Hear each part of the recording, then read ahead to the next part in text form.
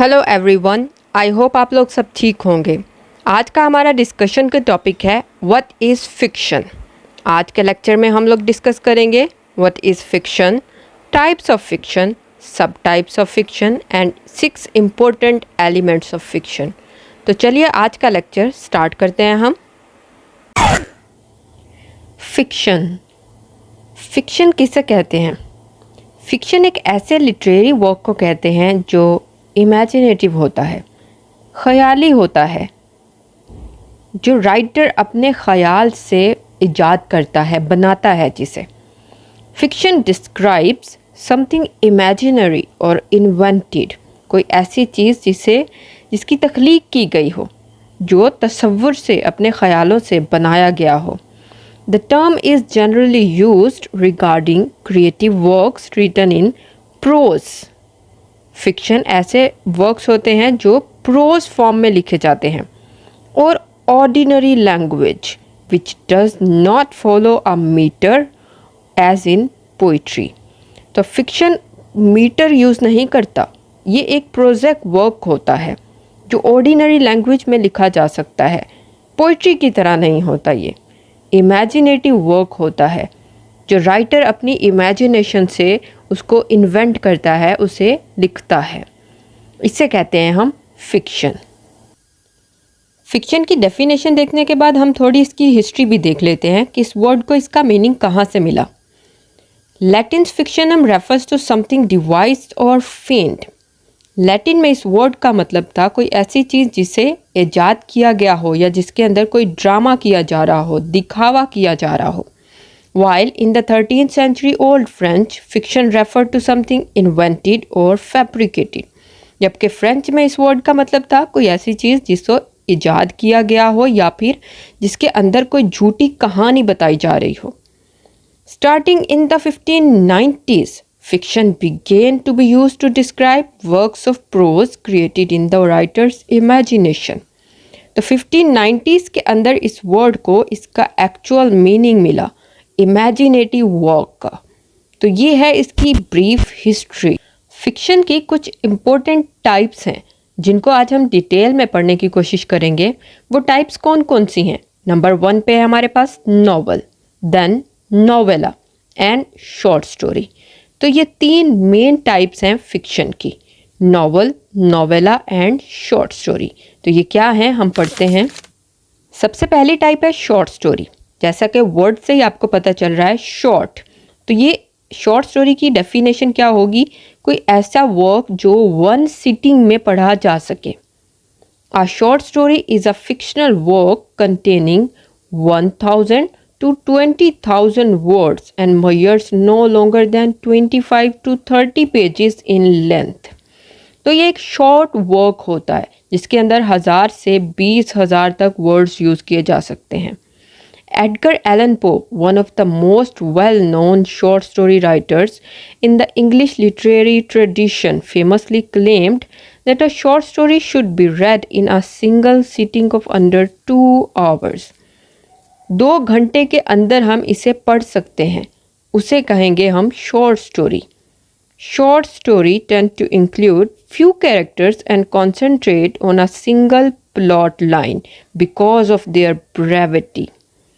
तो एक short form है फिक्शन की, सबसे शॉर्ट फॉर्म है जो कुछ पेजेस पे, कुछ वर्ड्स पे मुश्तमिल होती है। इसके अंदर कुछ पर्टिकुलर वर्ड्स होते हैं, एक लंबी कहानी नहीं होती, एक छोटी सी कहानी होती है जिसे हम 1 सिटिंग के अंदर मुकम्मल कर सकते हैं, in a single sitting. Short story के बाद सेकंड टाइप है नोवेला। इस वर्ड का मतलब है समथिंग न्यू। नोवेला का मतलब है something new. The novella is longer than the short story. Novellas typically have 20,000 to 50,000 words and measure from 60 to 120 pages in length. Because novellas have more room to work with, they typically have a more complex plot or storyline and more characters than short stories. नोवेलास होते short story की तरह ही हैं, लेकिन short story से lengthy होते हैं और novel से शॉर्ट होते हैं। इसके अंदर हम 20,000 से 50,000 वर्ड्स यूज़ कर सकते हैं और इसका जो प्लॉट है वो शॉर्ट स्टोरी से थोड़ा कॉम्प्लेक्स होता है। समझ आ रही है? और इसके अंदर शॉर्ट स्टोरी से ज़्यादा कैरेक्टर्स यूज़ कर सकते हैं हम। इसको कहते हैं हम नोवेला। फॉर एग्ज़ाम्पल हमने फेमस नोवेला पढ़ा है, वो है गुड बाय मिस्टर चिप्स। तो गुड बाय मिस्टर चिप्स एक नोवेला है जिससे हमें आइडिया होता है कि शॉर्ट स्टोरी से लंबा है लेकिन नॉवल से छोटा है। और हमारी थर्ड टाइप है नॉवल। नॉवल किसे कहते हैं? नॉवल कहते हैं लॉन्ग नरेटिव वर्क जो कि प्रोज फॉर्म में लिखा जाए, उसे हम नॉवल कहते हैं। Long narrative work. Novel is a work of fiction that contains over 50,000 words or 120 pages. Novels are even more complex than novellas and they usually have more than one plot or storyline and many well-developed characters. तो novel novella से और short story से lengthy होता है, complex होता है। इसके अंदर एक से ज़्यादा प्लॉट यूज़ किए जा सकते हैं, स्टोरी लाइन हो सकती है, कैरेक्टर्स हो सकते हैं। नॉवल के अंदर राइटर के पास कोई लिमिट नहीं होती वर्ड्स की या पेजेस की, वो जितने मर्जी वर्ड्स यूज़ करे, पेजेस यूज़ करे। फॉर एग्जांपल आपने फेमस नॉवल पढ़ा होगा the kite runner by Khaled Hosseini. तो उसके अंदर हम देखते हैं कि लेंथ कितनी है, पेजेस कितने यूज़ किए हैं, वर्ड्स कोई लिमिट नहीं है। नॉवल की हिस्ट्री और टाइप्स के अलग से मेरी वीडियो है, उसका लिंक मैं डिस्क्रिप्शन में दे दूँगी, आप वो पढ़ सकते हैं, जिसके अंदर हम टाइप्स डिस्कस कर रहे हैं। इसके अलावा हिस्ट्री, नॉवल स्टार्ट कैसे हुआ, तो कंप्लीट हिस्ट्री है उसके अंदर, वो आप पढ़ सकते हैं।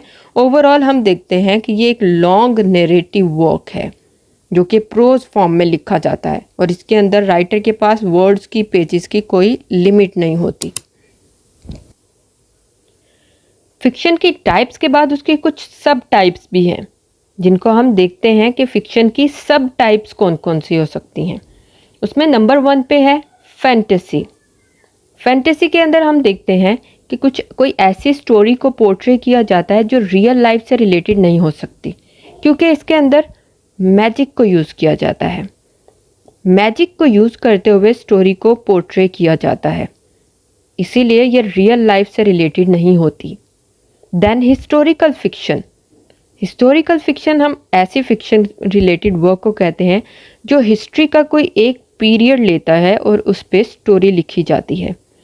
हिस्ट्री के किसी एक पीरियड पे स्टोरी लिखी जाती है। Like a tale of two cities आपने नॉवल पढ़ा होगा, तो वो क्या है? हिस्टोरिकल फिक्शन है। और फैंटेसी में हम देख लेते हैं हैरी पॉटर, आपने पढ़ा होगा या मूवी भी देखी होगी, तो वो है फैंटेसी क्योंकि उसके अंदर मैजिक यूज़ हुआ है। Then contemporary fiction. कंटेम्प्रेरी का मतलब होता है प्रेजेंट। तो प्रेजेंट सिचुएशन से रिलेटेड, प्रेजेंट डिफ़िकल्टीज से रिलेटेड कोई भी स्टोरी को लिखना, उसे कहेंगे कंटेम्प्रेरी फिक्शन। उसके बाद हमारे पास है साइंस फिक्शन। तो न्यू टेक्नोलॉजीज़ को यूज़ करते हुए, साइंस को यूज़ करते हुए स्टोरीज़ को लिखना, उसे हम साइंस फिक्शन कहते हैं। जैसे आपने मूवी देखी होगी डाइंग अर्थ। इस तरह की और भी साइंटिफिक फिक्शंस हैं जो हम देखते हैं और पढ़ते भी हैं। और लास्ट में हमारे पास है मिस्ट्री, जिसके अंदर सस्पेंस क्रिएट किया जाता है। सस्पेंस को क्रिएट करते हुए स्टोरी को लिखा जाता है। तो ये कुछ सब टाइप्स हैं फिक्शन की: fantasy, historical, contemporary, science and mystery. Types और सब टाइप्स के बाद हमारे पास है एलिमेंट्स ऑफ फिक्शन। फिक्शन के एलिमेंट्स कौन कौन से हैं? उसमें नंबर 1 पे है character. Characters are the people, animals or aliens in story. Readers come to know the characters through what they say, what they think and how they act. तो जो भी ऑब्जेक्ट्स यूज़ होते हैं किसी भी स्टोरी के अंदर, उन्हें हम कैरेक्टर्स कहते हैं, जो कि लोग भी हो सकते हैं, जानवर या एलियंस, कोई भी नेचर भी हो सकती है। तो जो ऑब्जेक्ट एक्ट कर रहे होते हैं उन्हें हम कहते हैं characters. And then plot. Plot is the order of events in the story, कि किस तरह से इवेंट्स को एक मतलब 1 बाय 1 कन्वे किया जा रहा होता है, ऑर्डर में रखा जा रहा होता है। The plot usually follows a particular structure called Freytag's pyramid.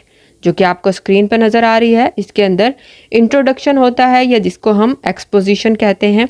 उसके बाद राइजिंग एक्शन होता है, climax, falling action and then end. तो ये इस पिरामिड को फॉलो किया जाता है प्लॉट के अंदर। प्लॉट के बाद हमारे पास है सेटिंग। सेटिंग किसे कहेंगे? Where and when the story takes place, मतलब कौन सी जगह और कहाँ पर वो स्टोरी बनेगी, उसे हम सेटिंग कहेंगे। उसके बाद है theme. Is not the plot, it is the underlying truth that is being conveyed in the story. कि राइटर कौन से सच को, किस चीज़ को बयान करना चाह रहा है, जो अंडरलाइंग ट्रूथ होगा उसे हम थीम कहेंगे। थीम के बाद है style. Style in creative writing starts with word choice. जो लैंग्वेज है, जो वर्ड चॉइस है, उसे कहेंगे हम स्टाइल। वो कॉम्प्लेक्स भी हो सकता है, उसके अंदर कौन कौन से सिंबल्स यूज़ किए गए हैं, इमेजरी यूज़ की गई है, तो वो ओवरऑल लैंग्वेज को हम कहेंगे, वर्ड चॉइस को कहेंगे। Then point of view. Point of view in prose has to do with perspective from which you choose to write. The three main point of views are first person, second person and third person. First person उसे कहेंगे जो main character होगा या जो कहानी बयान करने वाला होगा, जो अपनी कहानी बयान कर रहा है। उसके बाद सेकंड पर्सन वो होता है जो स्टोरी का पार्ट हो सकता है और वो कहानी बयान कर रहा हो। और थर्ड पर्सन जो स्टोरी से बाहर का पर्सन है और वो कहानी बयान कर रहा है। फर्स्ट पर्सन मेनली सब्जेक्टिव होती है और सेकंड और थर्ड पर्सन जो किसी और की कहानी बयान कर रहे होते हैं। तो ये लास्ट इम्पोर्टेंट एलिमेंट है फिक्शन का, पॉइंट ऑफ व्यू।